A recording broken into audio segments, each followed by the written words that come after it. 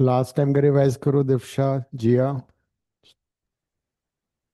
मेरा maths paper था। हम्म। आज मेरा मैथ्स पेपर था। कैसा हुआ? मेरे 30 तो नहीं आ रहे। क्यों, क्या हो गया? मैंने एक केस स्टडी का क्वेश्चन था, उन्होंने बोला था एंड ऑफ 8 सेकेंड निकालना है। तो मैंने फिर? 9th टर्म निकाला। ओ। क्योंकि मुझे लगा 8 सेकेंड में कि एंड में 8 तो पूरे हो ही गए होंगे। बोलना टीचर को। At the end of distance covered in. नहीं, वो अच्छा बैक्टीरिया स्प्रेड हो रहा था। अच्छा अच्छा अच्छा। 8 सेकेंड के एंड में मैंने AR⁸ कर दिया क्योंकि पहली टर्म 1 थी। ओ। 1 मार्क कटेगा, एमसीक्यू गलत हो गया। केस स्टडी का क्वेश्चन था। हाँ तो केस स्टडी में एमसीक्यू तो आते हैं। सॉल्व करने का आता है। अच्छा अच्छा। चलो कोई बात नहीं। हमने लास्ट क्लास में क्या किया था? स्टैंड वेव की इक्वेशन कर ली थी, प्रोग्रेसिव वेव की इक्वेशन। ट्रैवलिंग वेव और progressive wave is y is equal to a sine के x plus minus omega t, ये था ना?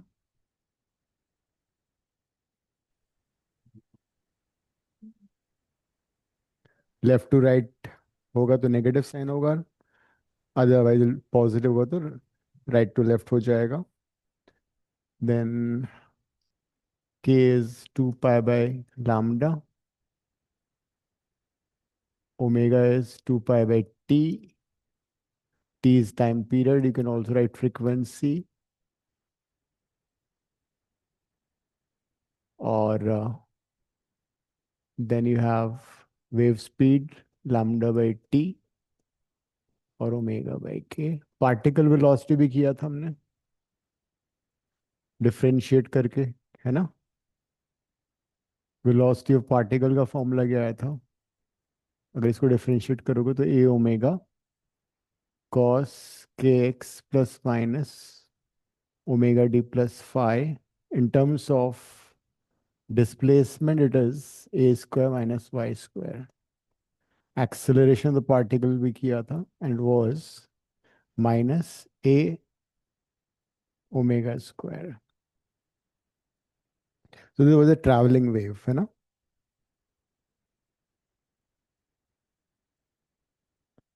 इसके न्यूमेरिकल्स हमने लास्ट क्लास में कर लिए थे।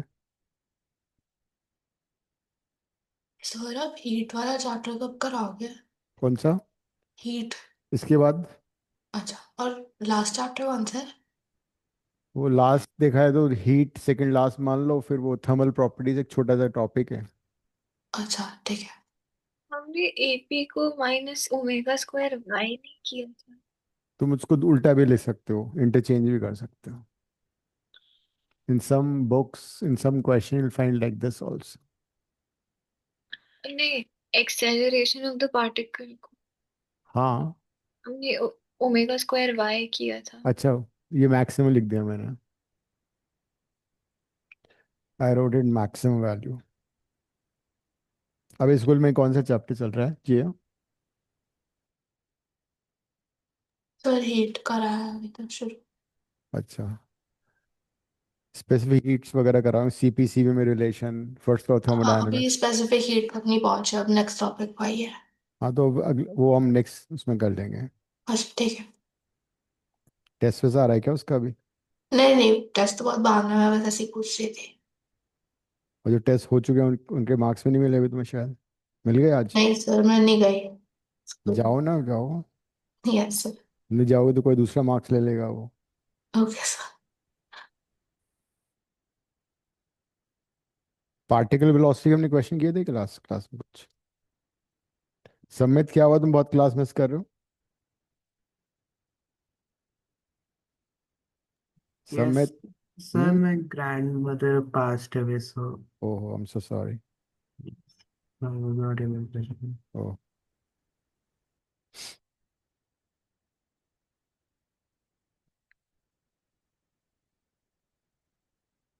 मैंने एक सॉलिड का टेस्ट भी रखा था, तुमने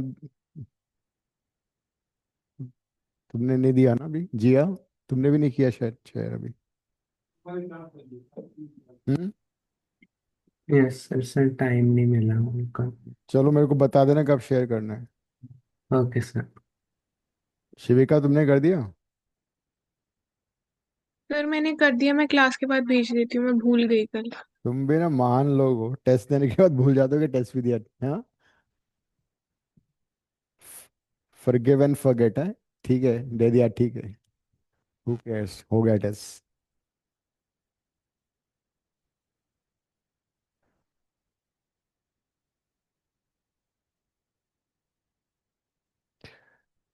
ये वाला क्वेश्चन कर लेते हैं, 29। It's based on velocity and acceleration of particle. Question 29 देखो।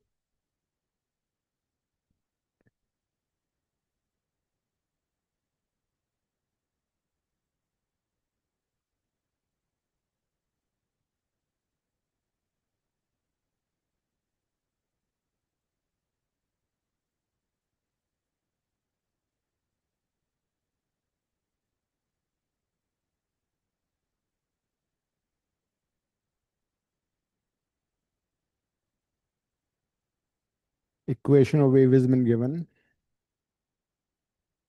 and they're asking find maximum velocity and acceleration for the particle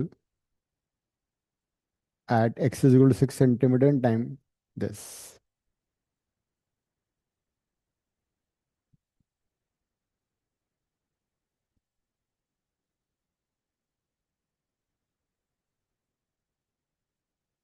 and सब कुछ सेंटीमीटर और सेकंड्स में दे रखा है, सो उसी में कर लेते हैं।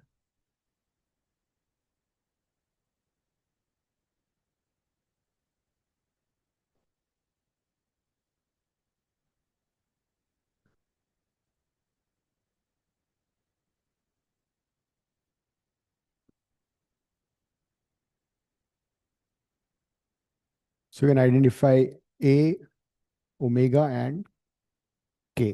पहले आइडेंटिफाई कर लो। It's a progressive wave traveling from left to right.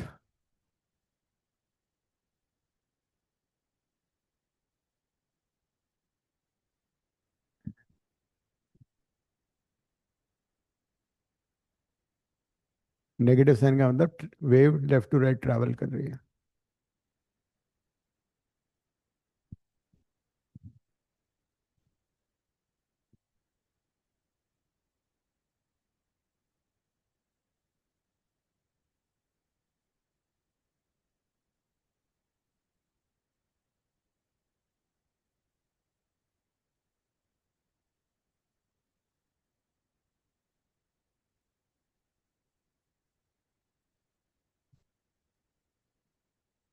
So when you compare with that equation, a आ ही जाएगा। Amplitude is a 3 centimeter, k is 3.14, omega is 314।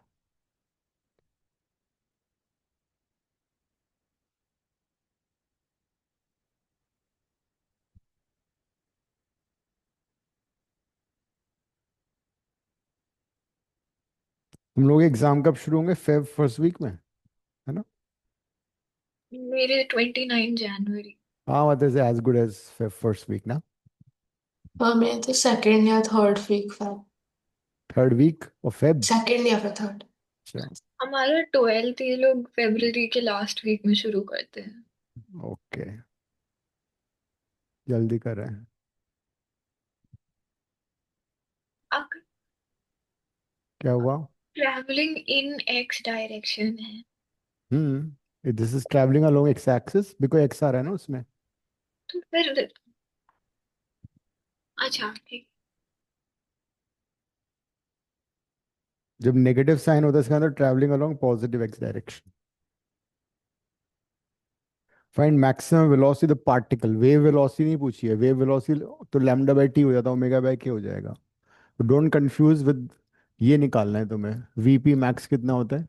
Omega 2। Yes, VP max, maximum velocity the particle is same as maximum velocity of SHM जो हमने किया था, omega into है। Omega अपने को दिया हुआ है 314, ए भी दिया हुआ है 3, तो कितना हो गया 9 42 सेंटीमीटर पर सेकेंड और 9.42 मीटर पर सेकेंड, है ना? ये आ रहा है, राइट?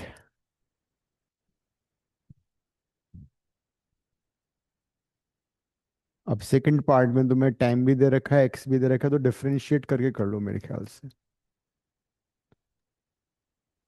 दो बार डिफरेंशिएट कर लो, लेकिन कोई बात नहीं, डिफरेंशिएट करोगे तो एक्सेलरेशन तो आएगा। फॉर्मूला यूज कर लेते हैं ना डायरेक्टली। फॉर्मूला एक्सेलरेशन का -y ओमेगा स्क्वायर, तो ओमेगा स्क्वायर वाई, वाई को रिप्लेस कर देते हैं। वाई दे रखा है 3 sin 3.14x -314t। इसमें रिप्लेस कर लो वैल्यूज को। मैंने y को डिस्प्लेसमेंट से रिप्लेस कर दिया। एंगल की वैल्यू अंदर नेगेटिव आ रही है। आने तो acceleration can be positive negative, उसकी मर्जी है, हम क्या कर सकते हैं? नहीं, नेगेटिव का मतलब ये नहीं गलत है। ओमेगा इज 314, 314 मतलब 100 पाई भी होता है वैसे तो, 314 ही लिख देता हूँ मैं। एक्स कितना दिया हुआ है? 6 6, तो उसको मैं 6 पाई लिख देता हूँ। 314 को I am writing 100 pi. Time कितना दिया हुआ है? 0.11। 0.1। सो 314 को शेल आई राइट 100 पाई का स्क्वायर, और तुमने निकाला है 314 का स्क्वायर। 10 ले लिया पहन लिया था पाई मतलब। स्क्वायर को। हाँ। तो 314 हो गया 100 pi whole square into 3। This is sine 6 pi -10 pi, है ना?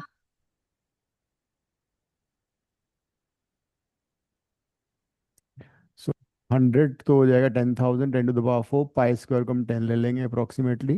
ये हो जाएगा sine of -4 pi, minus sine बाहर आ जाएगा, sine 4 pi. Sine n pi 0 होता है, सब कुछ 0 हो गया। तुम्हारा क्या रहा है दिव्या? 0.11 है टी। t 0.11 है? हाँ। तुमने मेरे को 0.1 बोला, मुझे लगा ऐसा। फिर तो नहीं आएगा, फिर कुछ और आएगा। हम्म। मुझे लगता है मिसिंग तो नहीं है कुछ। आंसर देखो क्या दे रखा है आंसर। 0 हाँ, इसका अंदर वो 0.1 ही है। मिस प्रिंट है। मतलब मतलब टाइम जो है वो 0.1 सेकेंड है, नॉट 1 1। चलो ठीक है, अगर मैं 1 1 भी लेता हूँ तो कितना हो जाएगा ये? ये आपने 3x लिखा है या 3 मल्टीप्लाइड लिखा मल्टीप्लाई। अगर हम पॉइंट इसको 0.11 भी लेते हैं तो फिर कितना आएगा? 11 पाई हो जाएगा ना वो। हम्म। इफ आई टेक 0.11, ठीक है, मिस प्रिंट नहीं मानते, तो कितना हो गया? 11 पाई। तो ये 5 पाई हो जाएगा। साइन एन पाई 0 होता है तब भी 0 आएगा। Sine N pi is always 0। ये रिजल्ट याद कर लेना। कॉस एन पाई, जहाँ पे साइन 0 होता है वहाँ पे कॉस हमेशा +-1 होता है। देन साइन 2n+1 पाई/2, साइन के ऑड मल्टीपल्स हमेशा +-1 होते हैं। और जहाँ साइन +-1 होता है वहाँ पे कॉस 0 हो जाता है। ये चार रिजल्ट लिख लो कागज पे, एक ताबीज बना के गले में टांग लेना, काम आएगा बहुत। साइन एन पाई 0, जहाँ पे साइन 0 वहाँ पे कॉस +-1। कॉस के ऑड मल्टीपल ऑफ पाई/2 0, और साइन के odd multiple of पाई/2 +-1।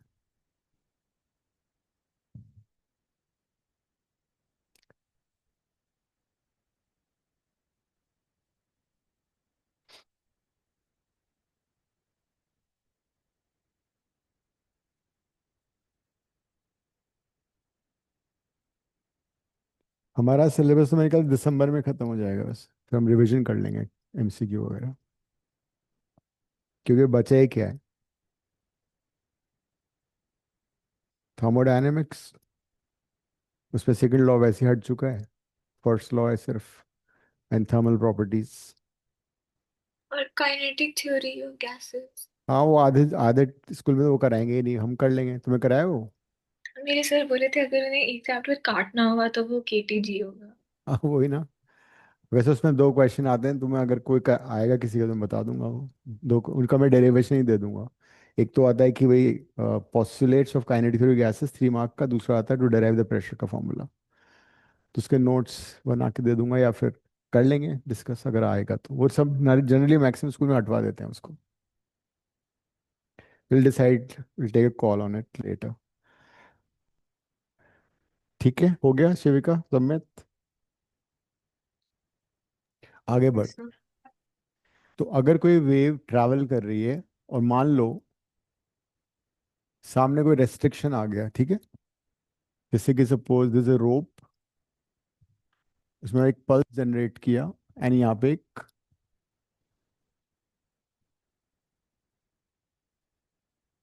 Solid wall आ गई सामने। रोप को हमने दूसरे एंड पे वॉल से कनेक्ट किया हुआ है, तो ये पल्स चलेगी आगे। सपोज ये पल्स की इक्वेशन मैंने ले ली, y1 = a sine kx minus omega T. Five को मैंने जीरो ले लिया फॉर द टाइम बिंग। तो जब ये पल्स रिफ्लेक्ट होगी, तो रिफ्लेक्शन के बाद it will travel from which direction to which direction? Right to left हो जाएगी, है ना? Also you will notice that there is a phase change of pi. Pulse में there is a phase change of pi, तो this is a reflected wave. तो reflected wave हो जाएगी a sine kx plus omega t, and there is a phase change of pi also. देख लो, ठीक। तो उस वेव में पाई से फेज चेंज भी होगा, आउट ऑफ फेज हो गई। अगर दो वेव्स में बिल्कुल ऑपोजिट अगर हो जाता है, उसको पाई से चेंज बोलते हैं कि इसका फेज, जैसे साइन का ग्राफ ये होता है ना, right, this is graph of sine. लेकिन अगर मैं माइनस साइन का ग्राफ बनाऊं, साइन पाई प्लस एक्स लिख दूं, तो साइन पाई प्लस एक्स क्या होगा? Minus sine x. तो उसका ग्राफ रिवर्स हो जाए, नीचे से शुरू होगा। तो this is out of phase. Pulse जो ऊपर की तरफ था वो पल्स नीचे की तरफ आ गया। तो whenever a wave is reflected by a denser medium while traveling from rarer medium, there is a phase change of pi. लेकिन मैं बताता हूँ इसका मतलब क्या है। कि सपोज एक थिन रोप है, उसको मैंने अटैच कर दिया थिक रोप के साथ, एक पल्स जनरेट किया थिन रोप में, तो क्या होगा? अगर इस मीटिंग सरफेस पे ये पल्स रिफ्लेक्ट भी होगा, ट्रांसमिट भी होगा, ठीक है। तो ट्रांसमिट जो होगा वो तो ऐसे ऊपर चला जाएगा, some part will be transmitted, some would be reflected में पाई का फेज चेंज आएगा। लेकिन अगर वेव ट्रैवल कर रही है थिक रोप में और थिन रोप आगे है, पल्स सपोज यहाँ पे जनरेट किया, तो ये पल्स रिफ्लेक्शन के बाद ऐसे ही वापस आएगा। मतलब if a wave is reflected, transmitted pulse ये होगा। If a wave is reflected by a rarer medium, there is no change of phase. But अगर वेव रिफ्लेक्ट होती है डेंसर मीडियम से थिकर रोप को, it's analogous to denser medium, then there is a phase change of pi. यहाँ पे reflection जो हो रहा है वेव का, वो थिनर रोप से हो रहा है, मतलब रेयर मीडियम से, नो फेज चेंज। तो whenever there is a solid surface by which a wave is reflected, there is a phase change of pi. अगर मान लो मैं इस रोप को एक रॉड से ऐसे कनेक्ट कर दूं, and this could turn this ring, तो जो रिफ्लेक्टेड वेव होगी वो ऐसे ही वापस आएगी, नो फेज चेंज। तो फेज चेंज तभी होगा when it is reflected by a denser medium.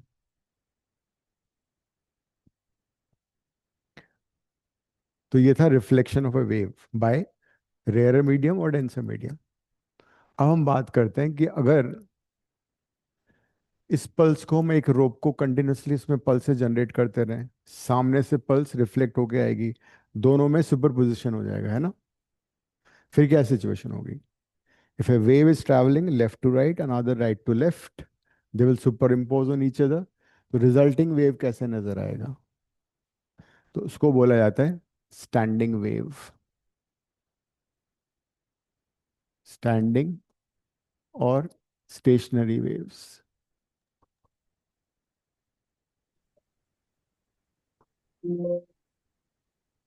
Standing और स्टेशनरी वेव।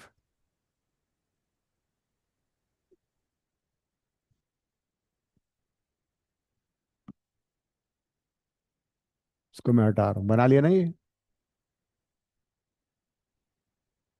वैसे इतना जरूरी नहीं था वो वाला, इन केस एमसीक्यू में आ जाए तो फिर answer.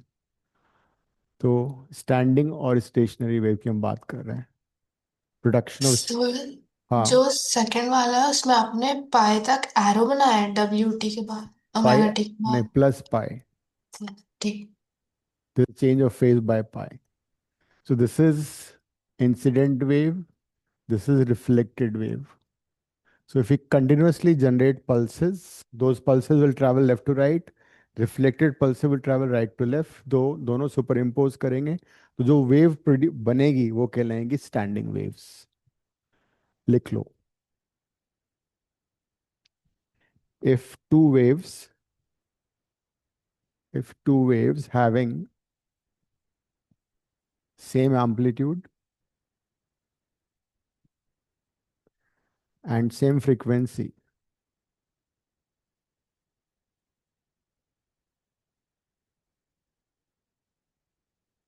superimpose on each other, superimpose on each other while traveling in opposite direction, while traveling in opposite direction, standing waves are produced, standing waves are produced।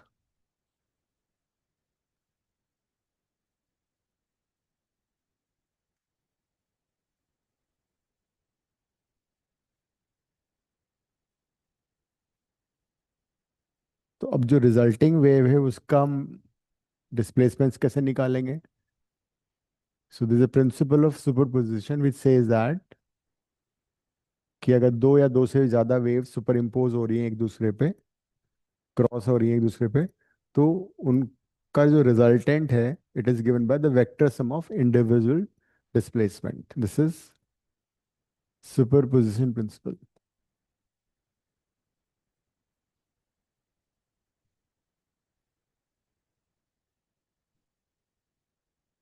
और principle of superposition of waves. लिख लो उसका statement. According to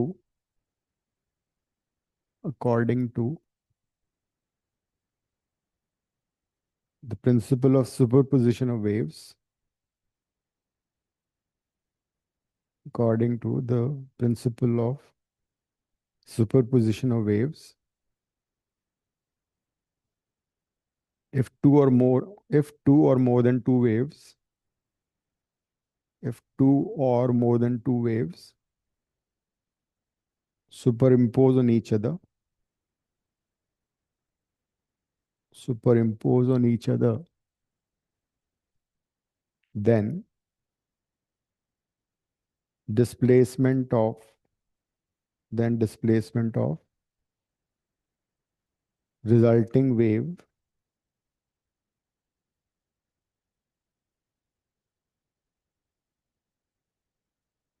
displacement of resulting wave is given by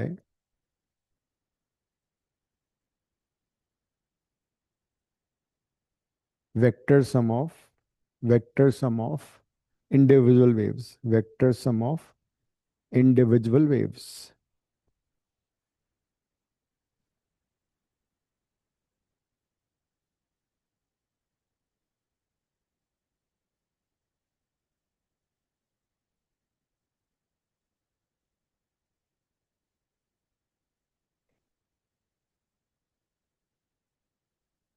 अब इन दोनों को add कर दो, देखो क्या होता है अब।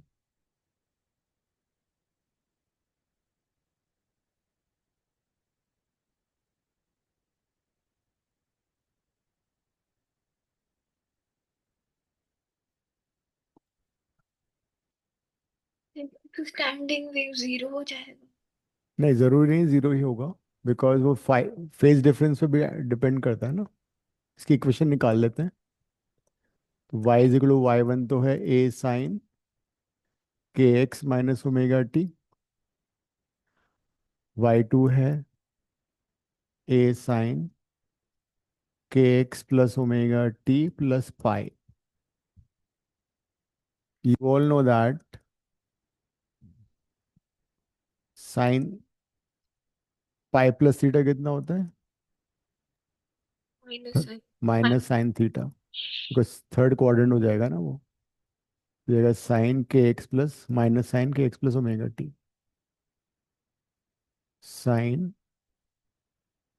पाई plus theta is minus sine theta.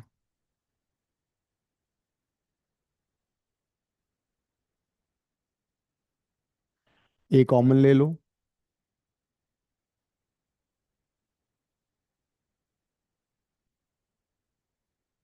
तो ये जाएगा साइन के x minus omega t minus sine के x plus omega T.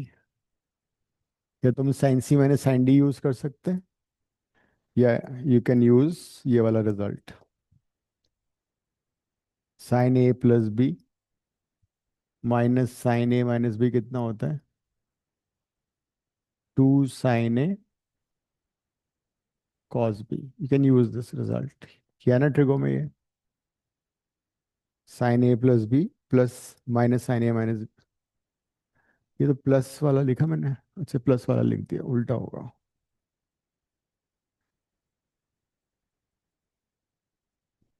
It will be, ये माइनस साइन है ना बीच में, two cos A sine B, ये आएगा। प्रॉब्लम ये कि हमें माइनस साइन पहले आ रहा है तो माइनस साइन बाहर निकाल देते हैं।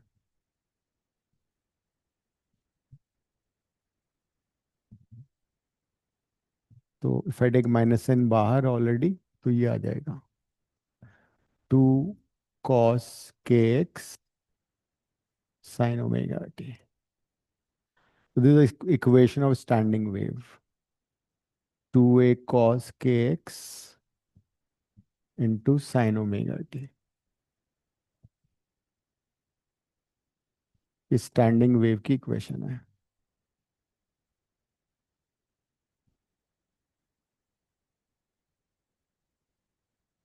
लिख लो। So diff standing wave is totally different from progressive wave. अगर एक रोप को तुम कंटिन्यूसली पल्स से जनरेट करोगे, जैसे रस्सी कूदते हैं ना, वैसा कुछ हो जाता है उसमें। या तो फिर ऐसा बनेगा, या फिर ऐसा भी हो सकता है कि दो लूप बने, ज्यादा लूप भी बन सकते हैं। स्टैंडिंग वेव्स इस तरह से होती हैं।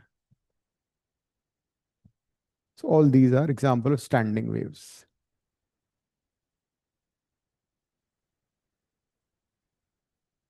Standing or stationary wave.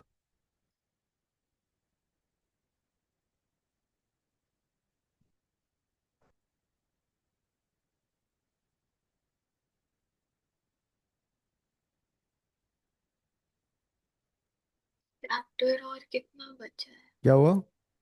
ये चैप्टर और कितना बचा है? बस थोड़ा सा ही बचा है,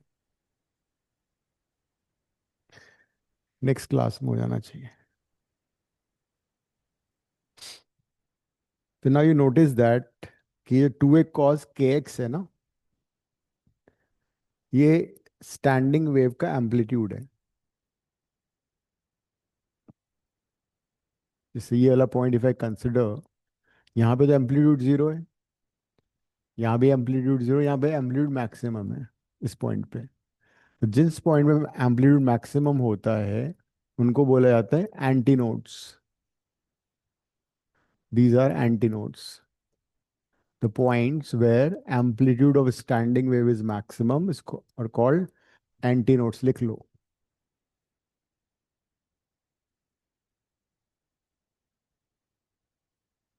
the points on a standing wave where amplitude is maximum are called antinodes. तो एंटीनोड्स पे कितना एम्पलीट्यूड है जरा देखो। ये कब होगा जब cos के x की वैल्यू ±1 होगी, है ना। तो this amplitude will be equals to 2a, जो प्रोग्रेसिव वेव का एम्पलीट्यूड था उसका डबल हो गया। देखो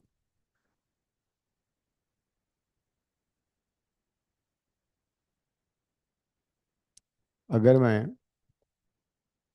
cos के x की वैल्यू ±1 लेता हूँ तो उस केस में 2a cos के x कितना हो जाएगा, 2a, which is maximum amplitude.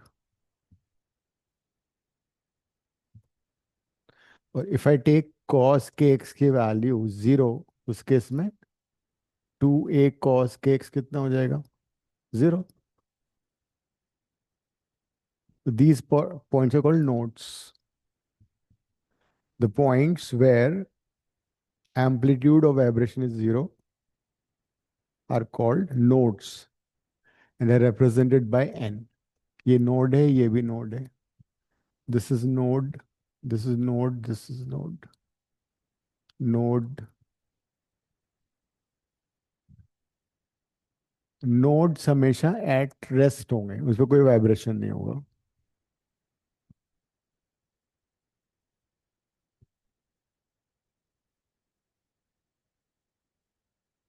Nodes are those points where the amplitude is always 0 and they are always at rest. तो एक तो इस ये डेरिवेशन आ सकता है 3 मार्क का, that derive the equation for standing wave. तो ये पूरा डेराइव कर देना एम्पलीट्यूड तक, and then you can also write about nodes and anti node. दूसरा क्वेश्चन आ सकता है कि भाई what are the differences between standing wave and progressive wave. Right 2 or 3 differences between progressive wave and standing wave। तो उसको table बना के लिखना, ठीक है, एक साइड में लिख दो, टेबल बनाओ एक, यहाँ लिखो ट्रैवलिंग और प्रोग्रेसिव वेव,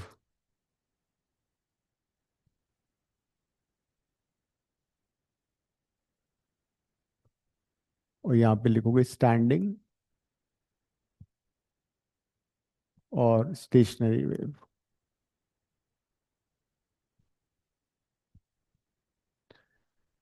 तो what is the point number 1, क्या पता लग रहा है तुम्हें इसमें। प्रोग्रेसिव वेव में देयर वाज नो लिमिट और boundary, wave was travelling throughout medium, है ना। लिखो first point, in a progressive wave there is no limit और boundary. In a progressive wave there is no limit और boundary.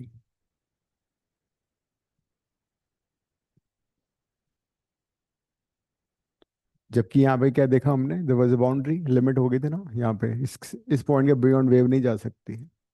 तो इन a standing wave there will be a boundary beyond which wave cannot travel।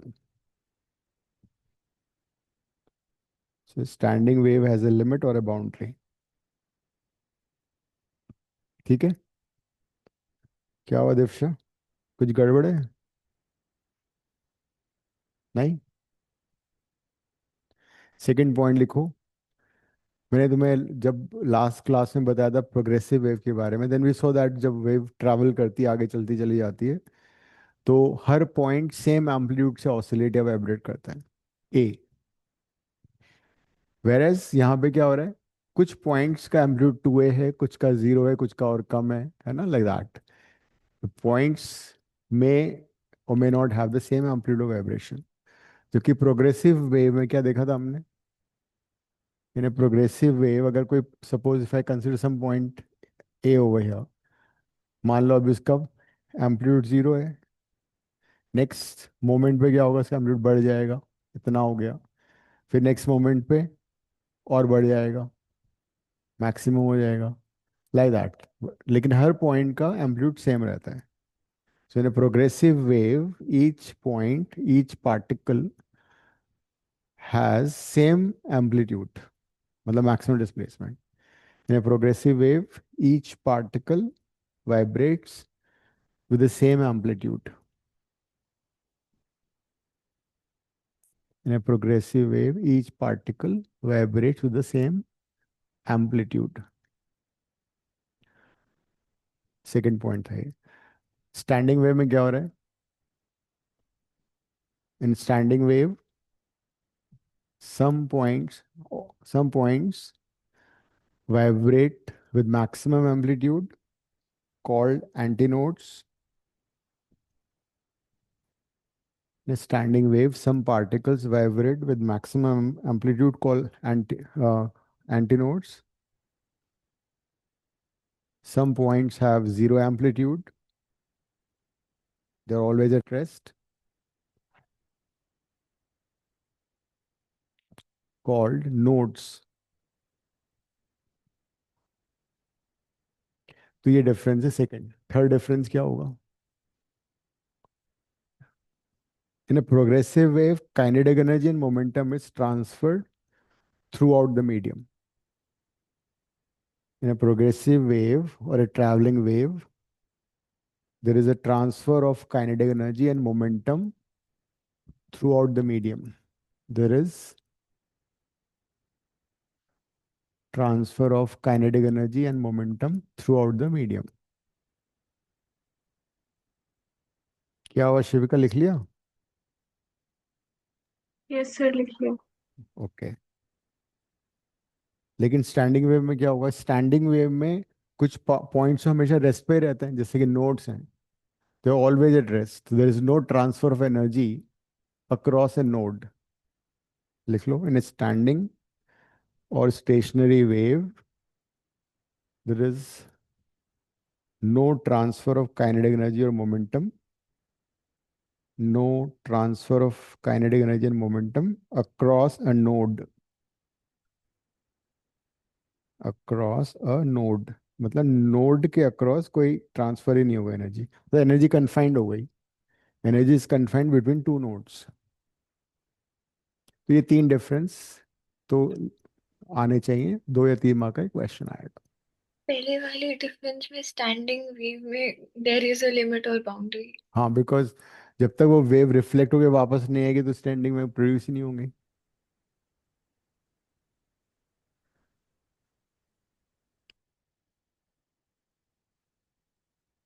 हो गया? इसमें कोई doubt है किसी को तो पूछ लो, फिर आगे बढ़ते हैं।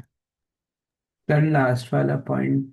लास्ट पॉइंट ये था कि there is continuous transfer of kinetic energy and momentum in a progressive wave, whereas in a standing wave there is no transfer of kinetic energy and momentum across the node, because node हमेशा rest पे रहता है, तो यहाँ की energy यहाँ पे नहीं आएगी।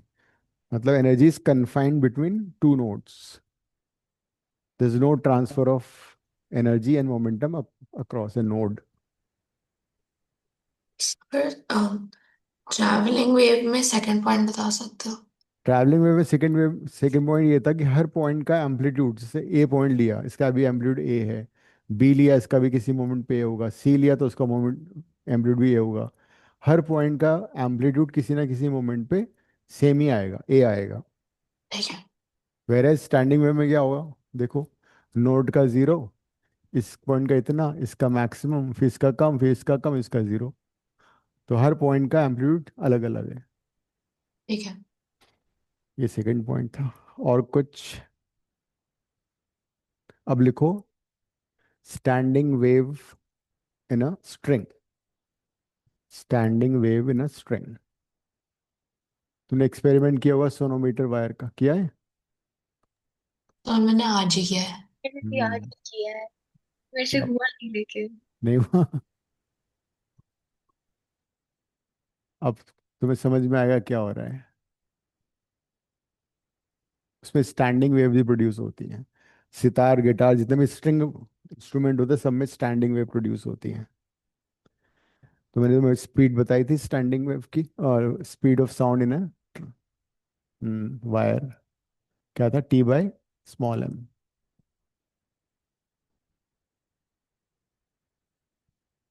Where m is linear mass density. Sambit तुम लिख लो ये, Yes. v speed of sound in a wire, T is tension in the wire,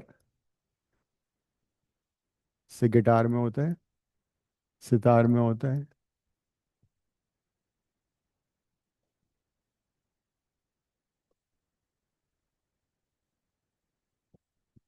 m is the mass of the wire, L is the length of the wire. So this is linear mass density.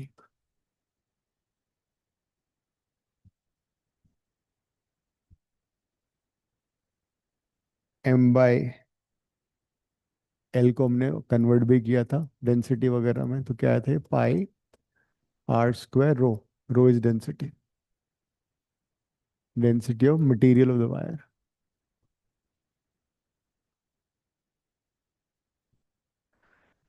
तो एक tight string को हम different modes में oscillate करवा सकते हैं, different frequencies produce होंगे। Suppose this is a wire of length L,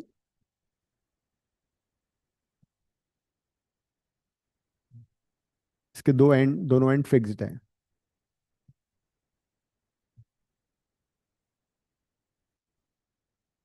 तो इसका जो फर्स्ट मोड ऑफ वाइब्रेशन होगा वो इस तरह से होगा, यदि ये एक लूप में ऑसिलेट कर रहा है, एक लूप में वाइब्रेट कर रहा है, तो उसको बोलते हैं फर्स्ट हार्मोनिक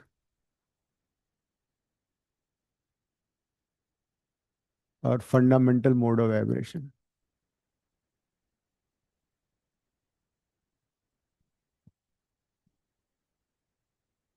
फर्स्ट हार्मोनिक और fundamental of mode of vibration, photo बना लो इसका।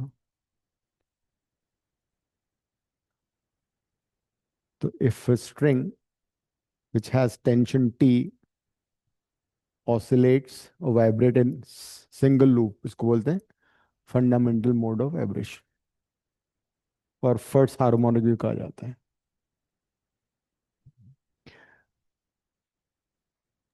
क्या आप डेफिनेशन रिपीट कर सकते हो? If a string oscillates in a single loop, it is called first fundamental mode of vibration or first harmonic. Fundamental mode of vibration or first harmonic.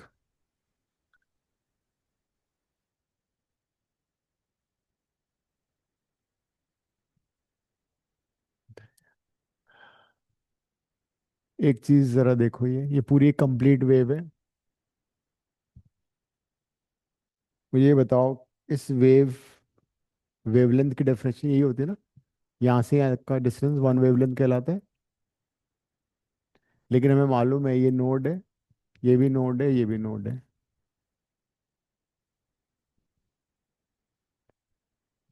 ये anti node है, ये एंटी नोड है। तो दो consecutive successive anti node के बीच का distance कितना है, या दो नोड्स के बीच का डिस्टेंस कितना है? λ/2. लिख लो, distance between two consecutive nodes or antinodes is λ/2. Distance between two consecutive nodes or antinodes is λ/2.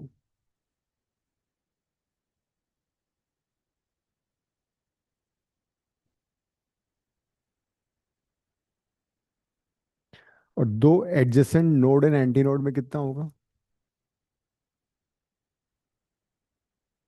ये वाला? λ/4। सही, लिख लो, distance between two adjacent nodes, sorry two adjacent node and antinode, distance between two adjacent node and antinode is lambda by 4.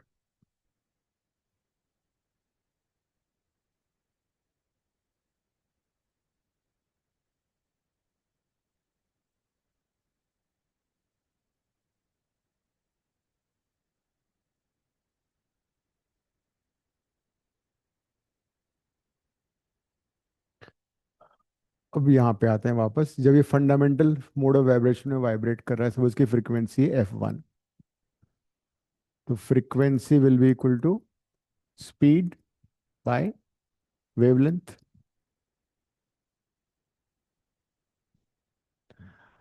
अब question है wavelength कैसे निकलेगा? Node से नोड का डिस्टेंस कितना था, अभी तुमने देखा था, कितना था? 2 लैम्डा बाय 2। Lambda by 2। तो लैम्डा बाई 2 कितना हो गया? एल के बराबर, L is the length of the string, so lambda by 2 will be equal to L. तो लैम्डा कितना हो गया? 2L। तो फर्स्ट हार्मोनिक की फ्रीक्वेंसी कितनी आ गई? V/2L। लेकिन ये स्ट्रिंग है, तो हम इसको V को रिप्लेस भी कर सकते हैं, किससे? T/M से। तो फर्स्ट हार्मोनिक में ये फ्रीक्वेंसी हो गई। अब इसको एक बार दोबारा से गो थ्रू कर लो, देख लो क्या हो रहा था इसमें।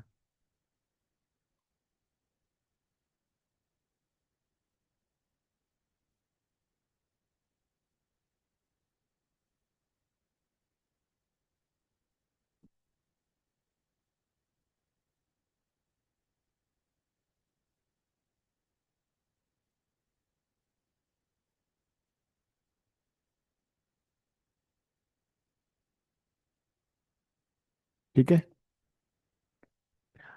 अब इसका नेक्स्ट मोड ऑफ वाइब्रेशन बना लेते हैं, second harmonic. Next length of the string तो सेम ही है, बट इस बार ये 2 लूप में ऑसिलेट कर रहा है।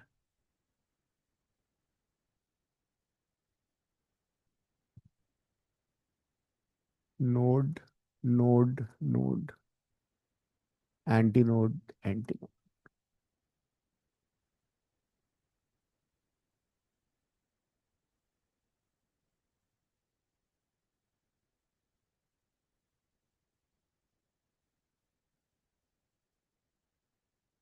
दिस इज सेकेंड मोड और वाइब्रेशन और second harmonic.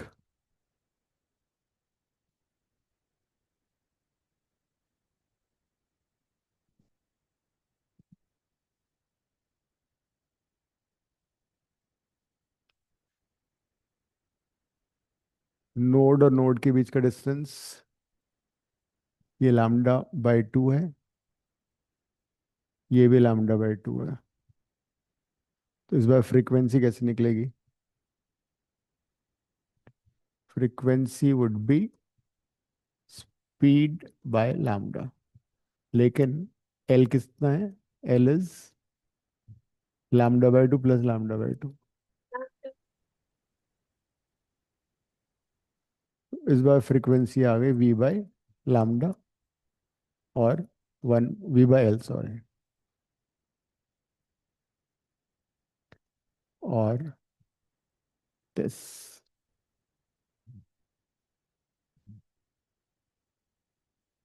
That second harmonic.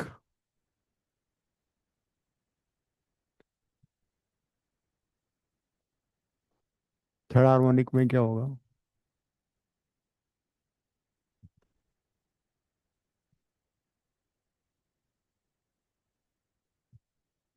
Same length of wire will oscillate in 3 loops.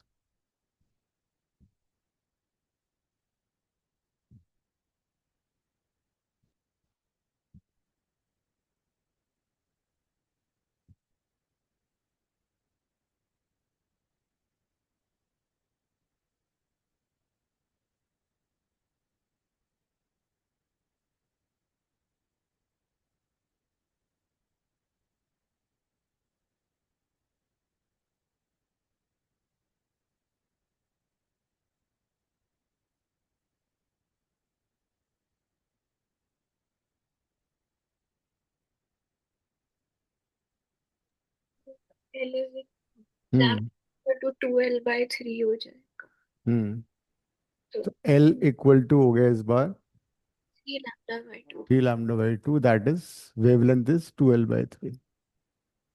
तो frequency F3 would be V by lambda or 3V by 2L. So this frequency is 3 by 2L under root T by M.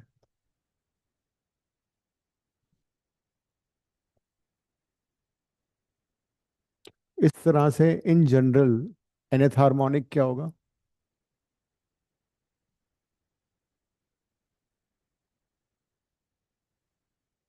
nth harmonic हो जाएगा Fn n by 2L into V और n by 2L under root T by M. And as you can see, nth harmonic is n times fundamental frequency, where n is 1, 2, 3, and so on. So these are the modes of vibration. तो string में सारे modes present हैं, सारे harmonics present होते हैं, first second third fourth and so on. ये आपने n × V/2L के बाद =2 का साइन बनाया। हाँ, v की जगह रूट टी बाय एम लिख दिया ना, in place of v under root T by M कर दिया बस.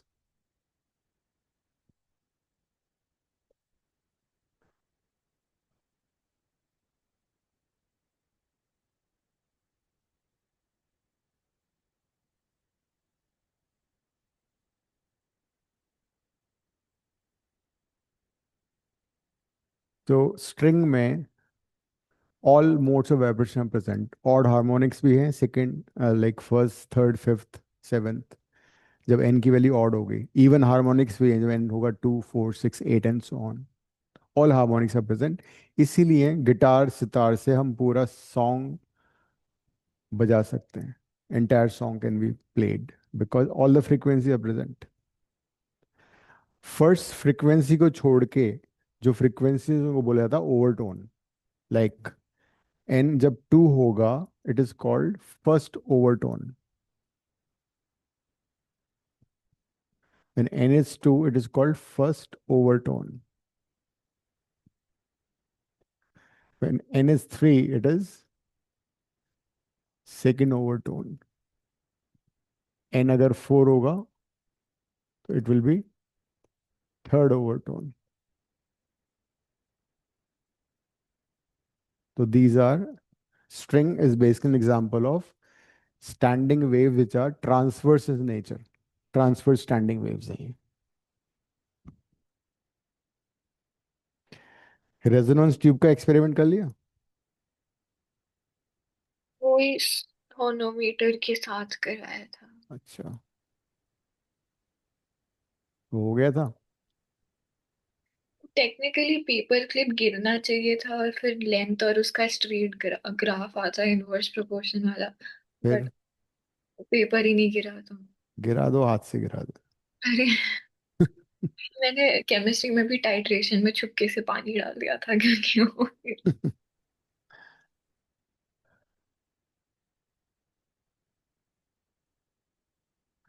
तो जिस तरह से स्टैंडिंग वेव्स इसमें प्रोड्यूस हुई है, standing waves can be produce in longitudinal waves also. Sound is a longitudinal wave. Sound में भी हम स्टैंडिंग वेव प्रोड्यूस कर सकते हैं. इसको एक बार गो थ्रू करो, इसमें कोई डाउट है तो पूछो, फिर आगे वो करते हैं, रेजोनेंस ट्यूब वाला करते हैं.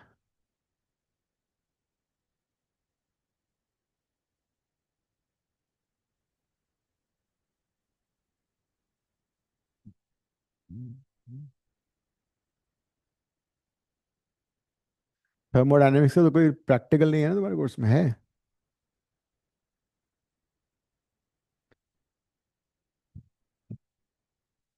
कैलोरीमीटर का है कोई experiment?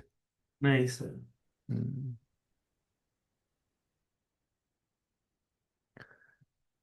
Calorimeter is a device to measure specific heat of a solid. Sir है, हमारे स्कूल में तो करा रहे हैं स्पेसिफिक हीट का। करा रहे हैं? हाँ जी। केमिस्ट्री में पढ़ा है। केमिस्ट्री में भी है? बॉम्ब कैलोरी मीटर है, बट हमें उससे इंटरनल एनर्जी निकालना सिखाया। अच्छा अच्छा। हम्म। बॉम्ब कैलोरीमीटर से ना एक्सप्लोजन होता है उसमें। Rahul Gandhi hydrogen bomb.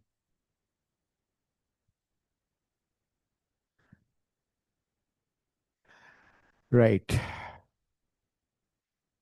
Standing waves which are longitudinal nature, resonance tube which is organ pipe भी बोलते हैं इसको, ठीक है।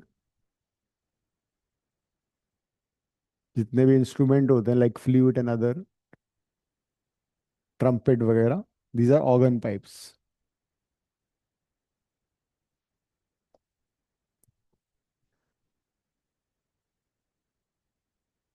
ओपन एट वन एंड या क्लोज एट वन एंड बोल दे, एक ही बात है।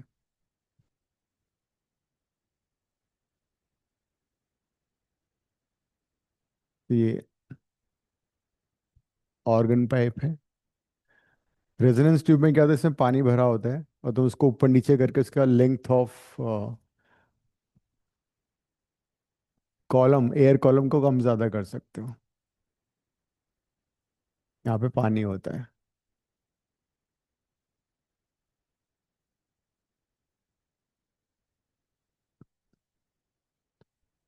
ये ओपन एंड है और ये क्लोज्ड है।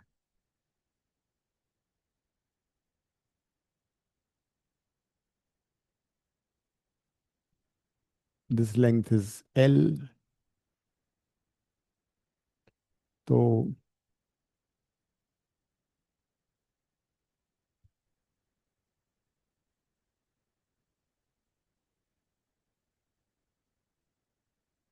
When you hit this rubber pad तो फ्रीक्वेंसी प्रोड्यूस करते हैं, वाइब्रेट करते हैं इसके प्रोंक्स। क्या नाम है इसका? Tuning fork. यस। तो ट्यूनिंग फोक को जब तुम रबर पैड पे हिट करोगे तो फ्रीक्वेंसी प्रोड्यूस करेगा, साउंड प्रोड्यूस करेगा, उसको इसके एंड के नियर लाओगे, साउंड वेव ट्रैवल करेंगी, इससे रिफ्लेक्ट होके वापस जाएंगी, दोनों में सुपर इम्पोजिशन होगा। तो super position of longitudinal wave से भी स्टैंडिंग वेव प्रोड्यूस होंगी जो कि लॉन्गिट्यूडनल नेचर होंगी। तो फर्स्ट हार्मोनिक फंडामेंटल फ्रीक्वेंसी कैसे बनेगी? हमेशा याद रखना, क्लोज एंड हमेशा नोड होगा, ओपन एंड हमेशा एंटी नोड होगा। तो इस तरह से फर्स्ट हार्मोनिक का डायग्राम है ये।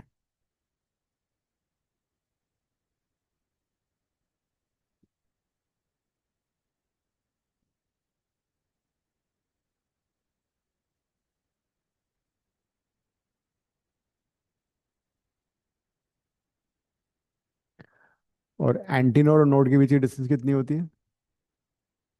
λ/4।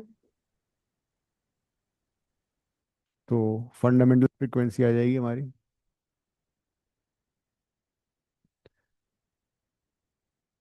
v by lambda, which is v by, यहाँ से पहले इक्वेट कर देते हैं, L equal to λ/4। So 4L equal to lambda. This is the first harmonic.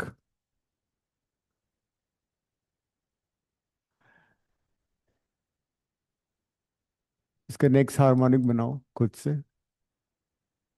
Condition ये है कि ओपन एंड नोड और एंटी नोड होगा, क्लोज्ड हमेशा नोड होगा। नेक्स्ट बनाओ उसका।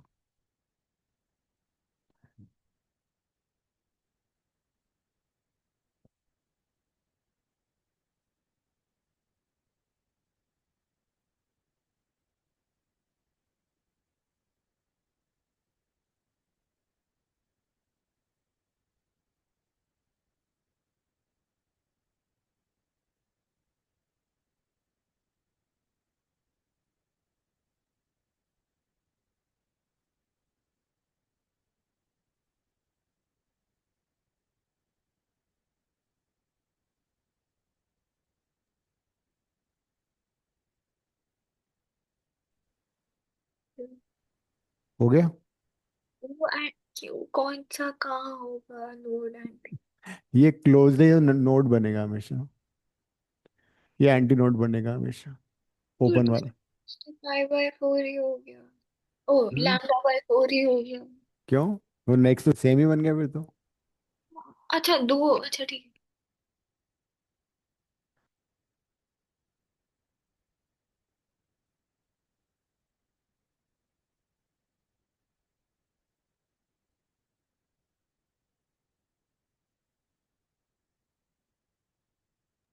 वी बाय एल हो जाएगा। हम्म। वी बाय एल हो जाएगा। बनाया तुमने? दिखाना क्या बनाया।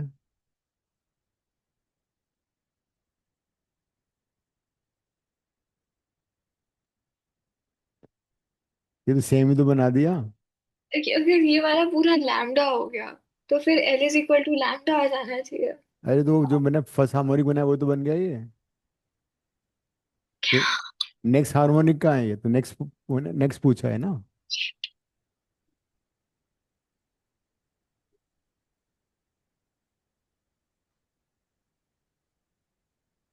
एक मिनट में वापस कैसे जाऊंगा।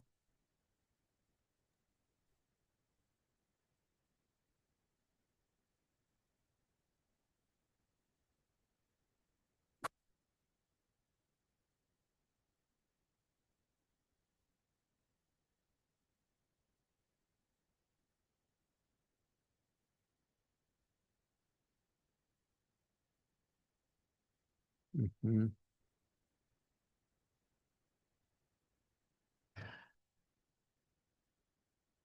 तुम लोगों को एक बड़ा नजर आ रहा है बोर्ड पूरा, या आधे में ये नजर आ रही है दिव्या? पूरा आ रहा है। आ रहा है। क्या हुआ?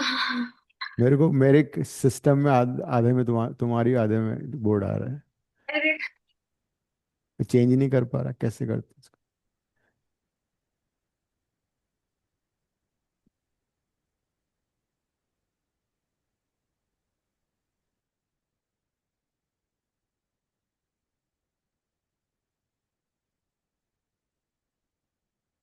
चलो कोई बात नहीं, हट गया अब तो शायद।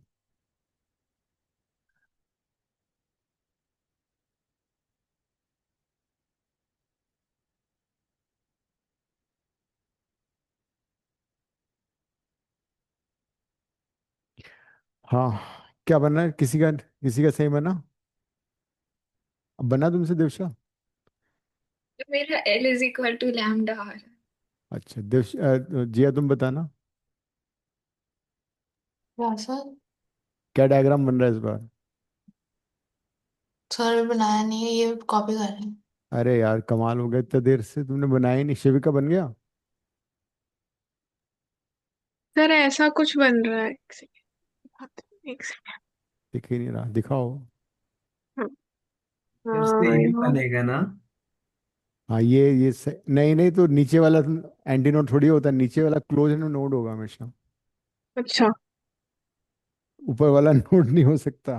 ओपन एंड हमेशा ओपन होता है। ओपन एंड हमेशा एंटी नोड बनेगा, और क्लोज हमेशा वो बनेगा। Simple.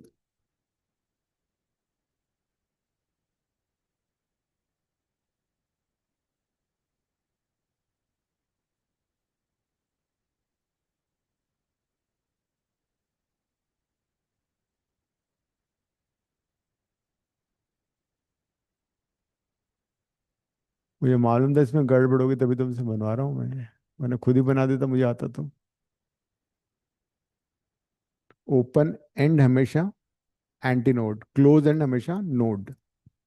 So will be like this.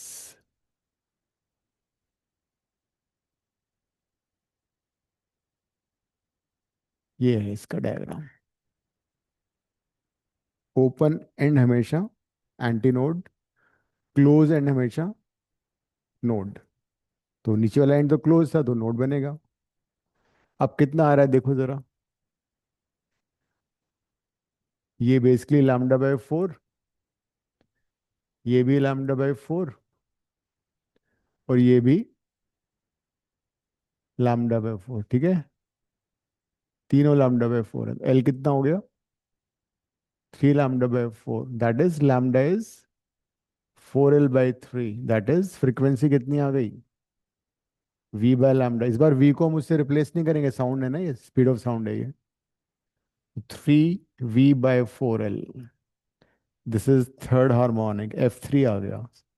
कहने का मतलब organ pipe close at one and में सेकंड हार्मोनिक मिस हो गया, है ही नहीं, वो प्रेजेंट ही नहीं है। टेंशन मत लो, कोई बात नहीं, हो जाता है ऐसा, सेकंड हार्मोनिक नहीं है इसमें। फर्स्ट हार्मोनिक से सीधा थर्ड हार्मोनिक आ गया, फर्स्ट से थर्ड हार्मोनिक आ गया सीधा।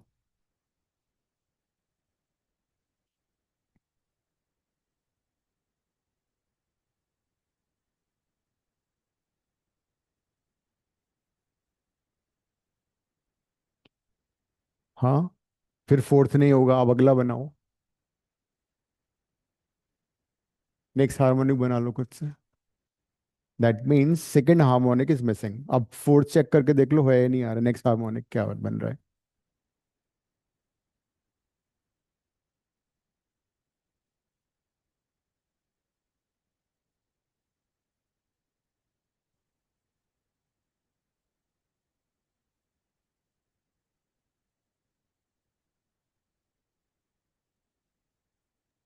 इसमें फोर्थ हार्मोनिक स्किप हो जाएगा उसमें, हम्म। फिर से एक स्किप हो जाएगा। देखो, हो सकता है तुम कोशिश करो तो शायद स्किप ना हो, ट्राई करो।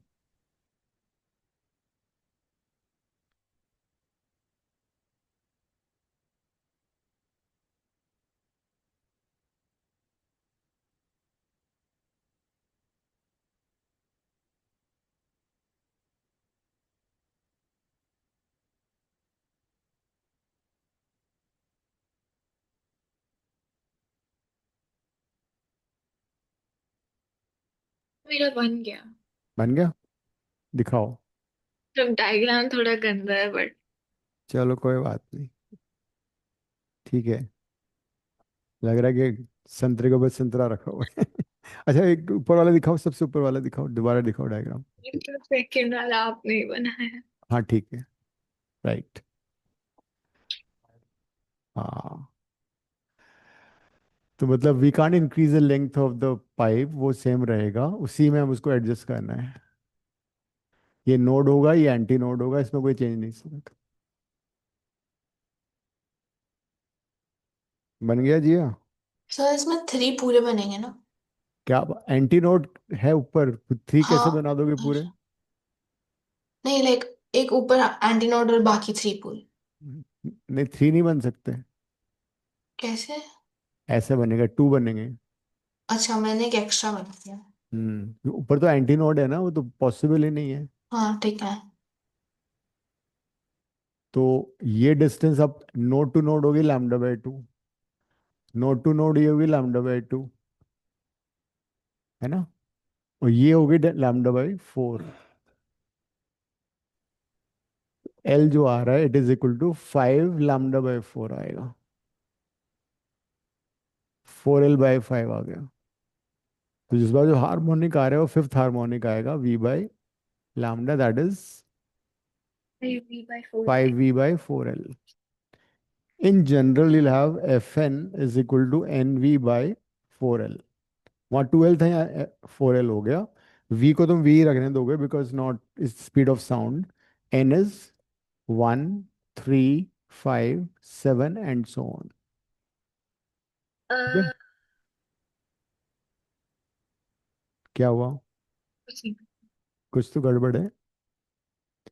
मतलब only odd harmonics are present in a organ pipe closed at one end और open at one end, only odd harmonics are present। इसीलिए तुमने देखा होगा पूरा song you can't really sing with help of trumpet और something, उसमें कुछ harmonics present ही नहीं होते, गाना कैसे गाओगे पूरा?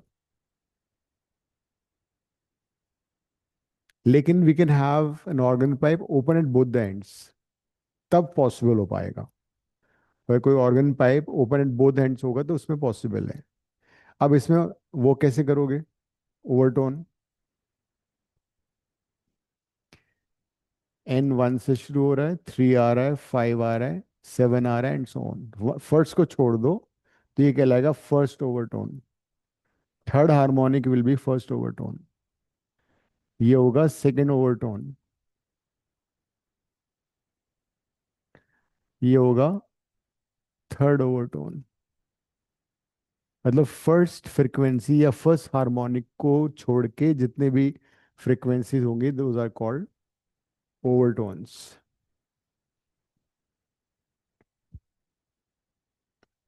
ये होता है। अब साथ में वो भी कर लेते हैं।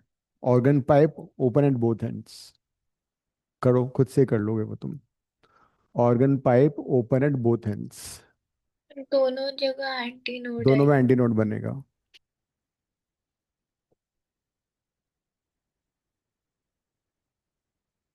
Open at both ends.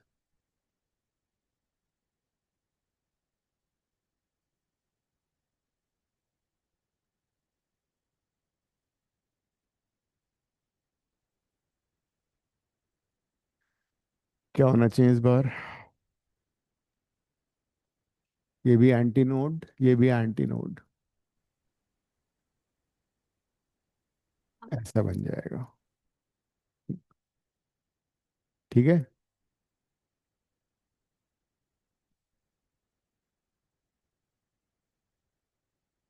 तो anti node to anti node कितना डिस्टेंस होता है? लैम्डा। लैम्डा या lambda by 2? Lambda by 2। Node to node lambda by 2, और anti node to anti node is also lambda by 2। तो एल कितना आ रहा है? Lambda by 2। लैम्डा आ गया 2L। First harmonic V by lambda, that is first harmonic is V by 2L। इस बार जो formula आ रहा है तुम्हारा is exactly the same as string, sorry, हाँ, जो वायर में हमने किया था ना, सेम फॉर्मूला आ रहा है।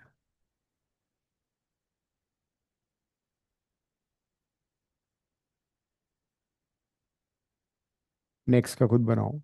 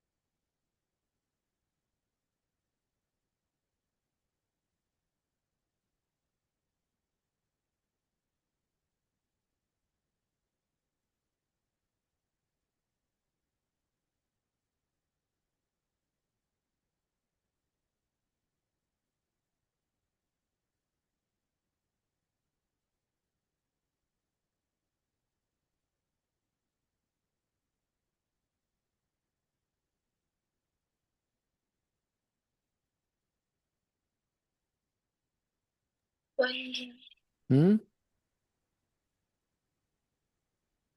कितना आ रहा है? L is equal to lambda आ रहा है। दिखाओ क्या बना diagram. L is equal to 3 lambda by 2 नहीं आएगा इसमें? लैम्डा आएगा, ठीक है। देखो दोनों दोनों ओपन है ना, ये एंटी नोड बनेगा, ये भी एंटी नोड बनेगा। इस बार दो नोड बनने चाहिए, उसमें एक नोड था, ऐसे याद कर लो, एक नोड था, दो नोड बन जाएंगे। ये आ रहा है, श्योर है? ये आ रहा है। So this is basically lambda by 2, ये लैम्डा बाई 4, और ये भी लैम्डा बाई 4। दोनों ओपन एंड है ना, तो कहने का मतलब सेकंड हार्मोनिक प्रेजेंट है इस बार।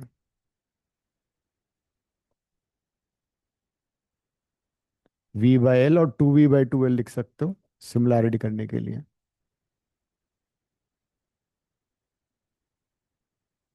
नेक्स्ट बनाओ।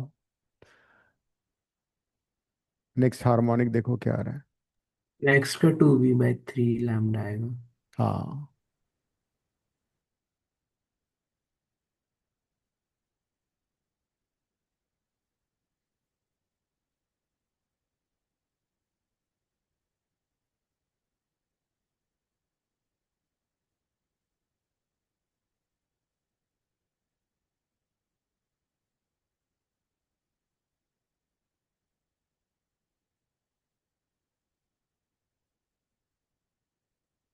इस बार 3 नोड आएंगे।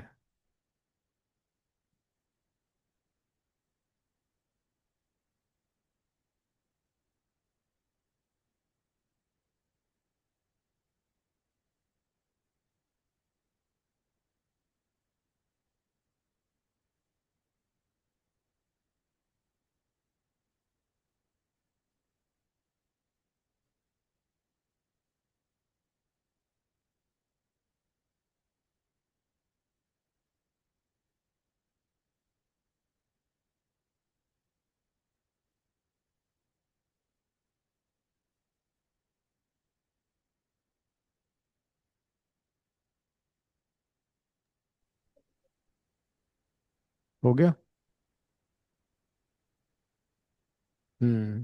Right, perfect. So this is lambda by 2. This is also lambda by 2. This is lambda by 4. Lambda by 4. L is equal to lambda plus lambda by 4, lambda by 4, 3 lambda by 2, 2L by 3 हो गया। Wavelength frequency हो गई V by lambda, that is 3V by 2L. In a way, it has the same formula as that of a string, है ना? कहने का मतलब जो फॉर्मूला उसका था स्ट्रिंग का, सेम फॉर्मूला आ रहा है। In general nth harmonic would be nv by 2l. It is n of f1. All harmonics are present, odd even, all the harmonics are present. तो तुमने देखा वो फ्लूट जो होती है ना उससे पूरा सॉन्ग सिंग हो जाता है। फ्लूट जब बजाते हैं तो मतलब हर्ड कि पूरा गाना बजाया जा सकता है फ्लूट से। जो फ्लूट होती है वो open and both both ends open होता है। उसमें होल होते हैं ना, तो ये भी ओपन है, उधर वाला भी ओपन होता है।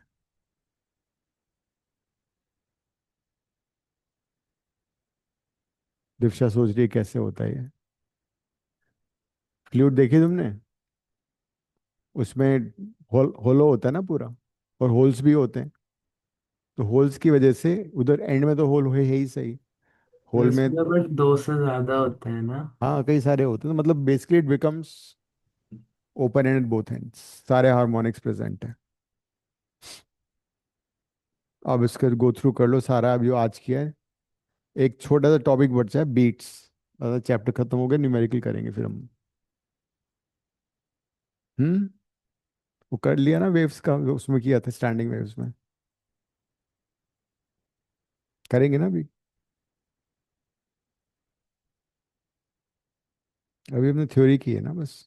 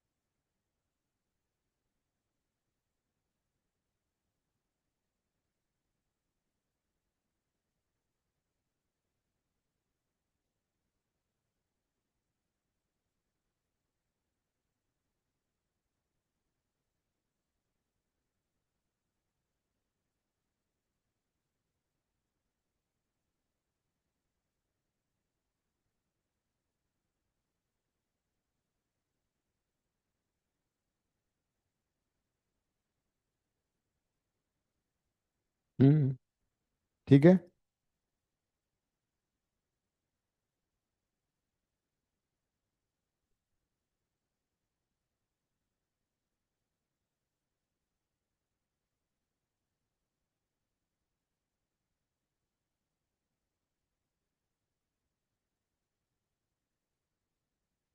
क्वेश्चन नंबर 2 करना। क्वेश्चन 2 वेव्स का, पेज नंबर 10, 10 नंबर, पेज 10 पे।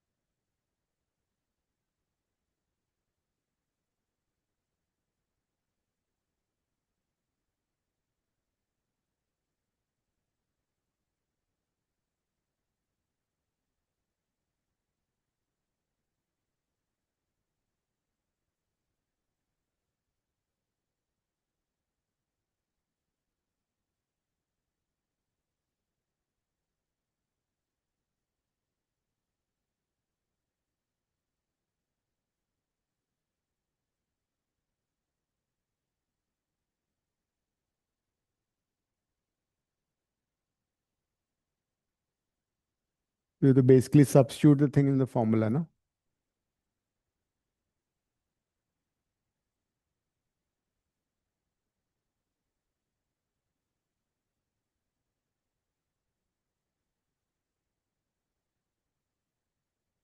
फ्रीक्वेंसी दे रखी फंडामेंटल मोड की ना।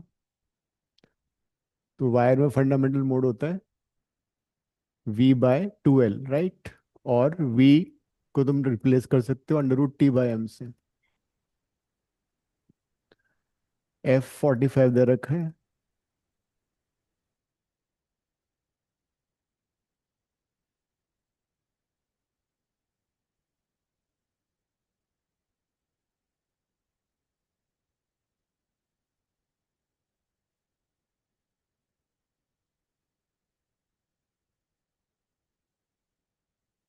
तो इसकी जरूरत, फ्रीक्वेंसी की जरूरत क्या है इसमें? फ्रीक्वेंसी दी हुई है तो उसकी वैल्यू डाल के वी की वैल्यू आ गई। लिंक दे रखा है। हाँ, मतलब वो लीनियर मास डेंसिटी और मास दिया हुआ है तो एम। अच्छा अच्छा अच्छा, ठीक है। टेंशन तो उन्होंने खुद भी आंसर की नहीं। हम्म। टेंशन निकालने में बहुत कैलकुलेशन।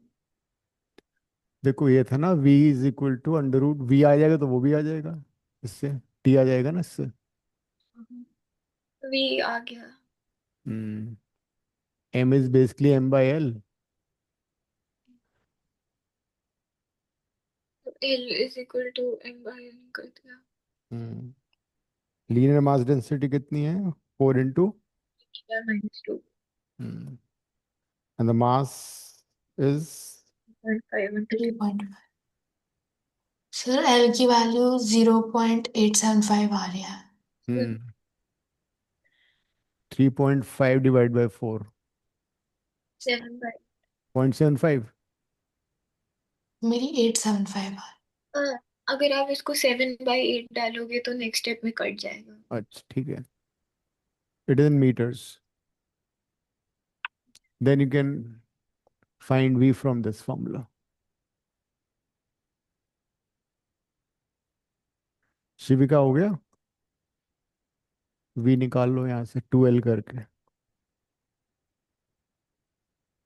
कितना आ रहा है V? 78.75। मीटर पर सेकेंड है ना। And once you get V, you can find tension also. इसको यूज करके।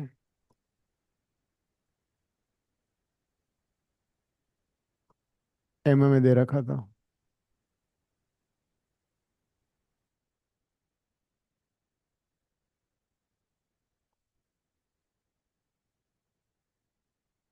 टेंशन कितना आ गया?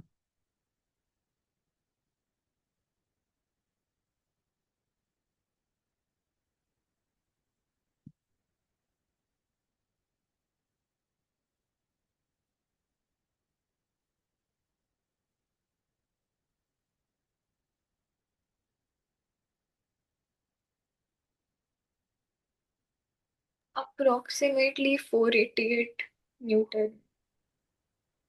ओके 480। 88. मैंने 2 डेसिमल प्लेसेस स्किप कर है तो ठीक है, right then, ending the class. Next class में more questions. Thank you, sir. Bye. Thank you, sir.